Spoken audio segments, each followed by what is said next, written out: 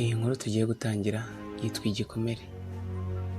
Bahaye ikaze kuri Rwanda, mukande subscribe, like niba mukunda inkuru ziganiriwe, inkuru ziri mu buryo bw'amajwi.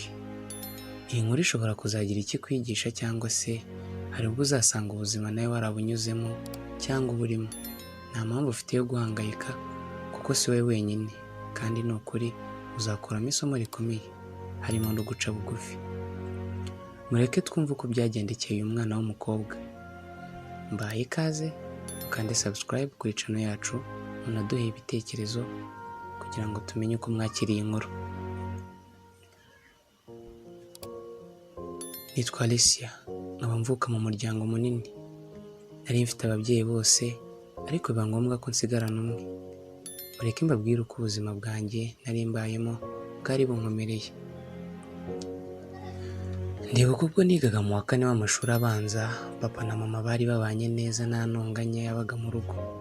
Najyaga ku ishuri merekejwe n'ababyeyi banjye, ntacyo twari tubuze kuko twageraga n'imodoka ebyiri. Akenshi iyo papa yabaga yaragiye mu mahugurwa y'akazi, natwarwaga n'umushoferi wa mama kuko mama ntabwo yari azi gutwara imodoka.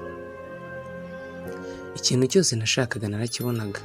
Nta muvandimwe nkurikira nagiraga kuko iyo mama yatwitaga inda yamaraga amezi atarenze 3 maze ikavamo. Papa na mama babonye ko hamaze kuvamo inda 3, bemeranya ko nta wundi mwana bazabyara. Ku bwanjye nahoraga nifuza kuzabona undi muvandimwe tukajya dukina, ariko izo zari nk'inzozi kuri njye.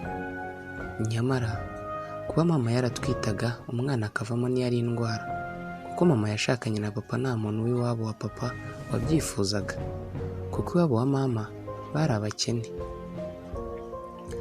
Nyogokuru ubyara papa nta gihe yigeze akunda mama, gusa papa yakundaga mama cyane. Babonye ko papa akomeje gutsimbarara ku rukundo yakundaga mama, basa nk'abatuje bareka ubukwe buraba, ariko bwari burimo uburyarya gusa. Abavandimwe ba papa bose bumvaga ari ikigwari. Papa amaze kubana na mama, nyogokuru yabanje kuroga mama kutabyara, ariko ntibyigeze bimuhira kuko naje kuvuka. Gusa bamubwira ko hari ubundi buryo yakoresha kugira ngo najya atwita inda ivamo. Nibwo mama yatangiye kujya atabyara. Papa na mama bakomeje gutyo ngera mu mwaka wa 6 w'amashuri abanza. Nari umuhanga mu ishuri, buri munyeshuri yazaga kunsobanuza. Abanyeshuri n'abarimu bose barankundaga kubera ukuntu nagiraga umuhate mu kwiga. Ntabwo mwakumva ukuntu ngewe Alicia umwaka umwe nawezemo imyaka 2. Ushobora guhita wibaza ngo guteze. Mbere yuko mbibasobanurira, mureke mbabwire icyabiteye. Ubwo hari nko mu masaa 7 mvuye ku ishuri, naraje nsanga nyogokuru ubyara papa yaje kudusura ari kumwe na mushiki wa papa. Ninjiye mu nzu ndabasuhuza. Nahereye kuri nyogokuru, ariko nakundaga kumwita tati kuko yarabikundaga cyane. Nuko ndangije nsuhuza na mushiki wa papa, mbona gusuhuza ababyeyi banjye.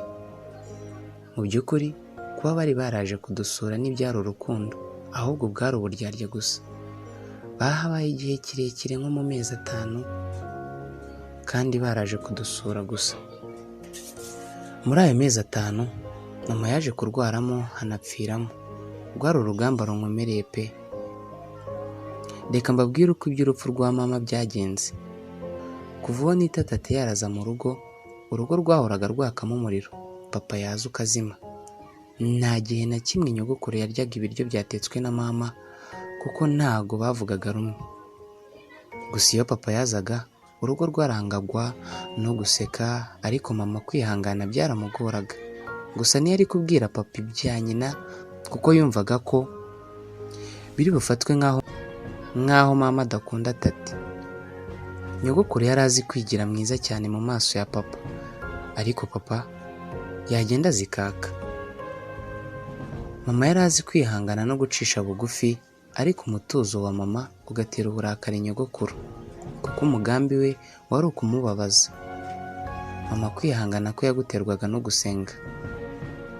Nyogokuru yaje gufata umwanzuro wo kuroga mama indwara yo kujya aruka amaraso. Ibyo bikaba ari byo byaje gutuma umwaka umwe mwigamo imyaka 2.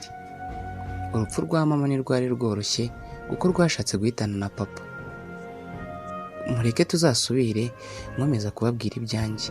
Nyamara niba iyi nkuru y'ubuzima bwanjye hari aho iri kugukora, ukoreshe ya ku nshuti zawe nazo zibashe kugira icyo zimenya. Story yanjye ni ndende, nzaba nyibagezaho muri episode, nzajya nyibagezaho mu duceceti. Nahejo nkomeza episode ya 2 uko mama yaje gupfa. Mbibutsa ko ifite episode 6 igahita irangira. Iyi yari Alison Rwanda, mukande subscribe, like na comment, ndetse munadutera inkunga muhabe ku bwacu. Thanks for watching and listen.